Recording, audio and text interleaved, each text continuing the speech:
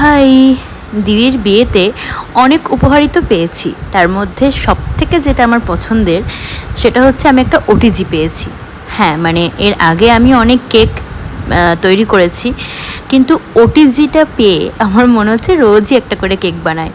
আসলে ওটিজিতে যেহেতু খুব কম টাইম লাগে, তো ভাবলাম যে একটা কেক বানিয়ে নেওয়া যাক। একটা মানে সেদিন একটা বানাতে বানাতে প্রায় 2-3টেই বানিয়ে ফেলেছি। তো একটারই ভিডিও করেছি এবং সেটা তোমাদের সঙ্গে শেয়ার করছি। তো কেক কীভাবে বানায় সেটা তো এখন অনেকেই জেনে গেছো ইউটিউবে অনেক রেসিপি দেখে। তাও আমি আরেকবার বলে দিই। প্রথমে কিছু ওই ওয়েট ইনগ্রিডিয়েন্ট, যেগুলো ধরো তোমার ডিম, দুধ আর তার সঙ্গে চিনিটাও মিক্স করে নিতে হয়, যাতে কি চিনিটা আরও ভালো মিক্স হয়। আর তারপর ড্রাই ইনগ্রিডিয়েন্ট যেরকম তোমার ময়দা আর অন্যান্য যে বেকিং পাউডার, বেকিং সোডা যেগুলো থাকে, সেগুলোর সঙ্গে ওয়েট ইনগ্রিডিয়েন্টগুলো মিশিয়ে ব্যাটারটা বানিয়ে, আর কিছুই না, একটা কেক টিনে যদি বেকিং পেপার থাকে তো ভালো, আর যদি না থাকে তাহলে ওই আমার মতন কাজ চালানোর মতন একটু তেল মাখিয়ে নিয়ে আর একটু ময়দা ছড়িয়ে ওটাকে ননস্টিক মতো করে নেওয়া যায়, যাতে কেকটা চিটে না যায়।